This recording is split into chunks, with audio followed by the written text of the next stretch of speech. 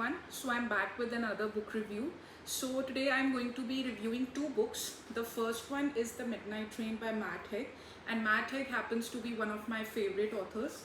And the second book is by the Indian author Hina Singhal, titled Marigold.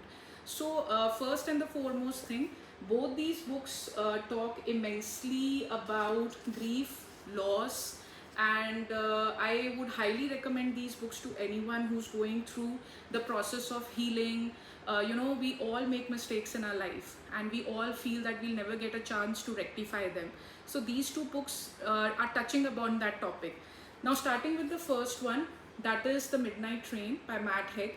Now, if you've read The Midnight Library by the same author, so it's coming in the same series.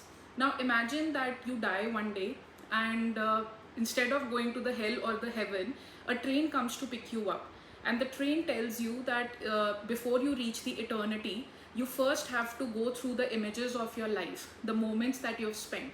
So the entire life is going to flash in front of you. So here our protagonist of this particular book, he sits on that train. He's an 81-year-old man who died, and then suddenly the entire life starts flashing in front of him. How he figures out that he had made such big mistakes in his life while chasing success, while chasing money, after seeing a very troublesome childhood. He finally loses everything that is lovable in his life.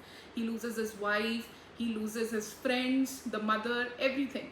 And now when he is sitting on the midnight train, he's specifically told that he's not allowed to change the course of nature. So he cannot make any rectifications. So, but when he is moving into the moments as a dead person, he tries to rectify some of his past mistakes. And by doing that, he's actually changing the course of the future for the person who's still alive. So this is a great book, I would say. Obviously it's fiction, it doesn't happen that way, but still you enjoy it, reading it, and you get to learn that we all make mistakes in life, and it's always not possible to change the course of it. But still, till the time it is in our hands, we should definitely try making the right choices, and we should always keep the people who love us and whom we love very close to each other. And success is subjective.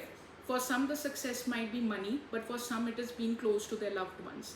So this is a great book. It comes in the series of, the life after death, like in the Midnight Library, and this is the second part to it. So I hope that Matt Haig comes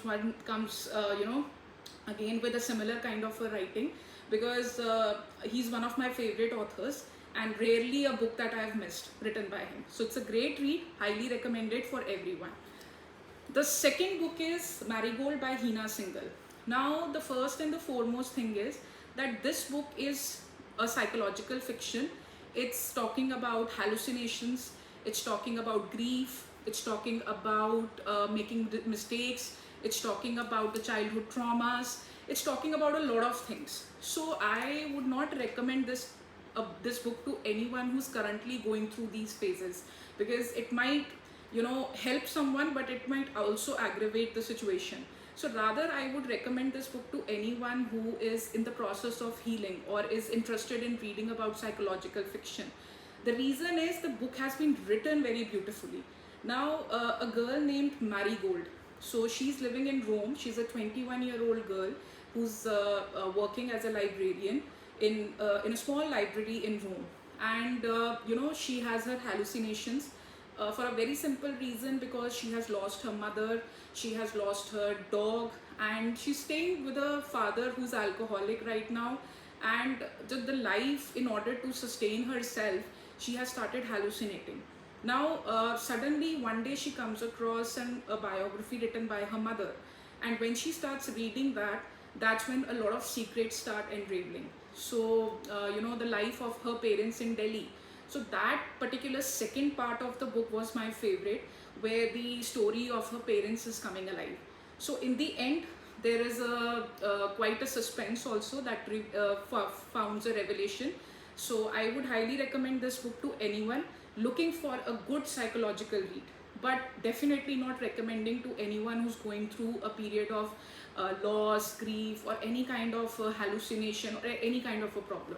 So recommending these two books greatly. So pick up it right now. These are great reads, but then again coming with a warning. So bye.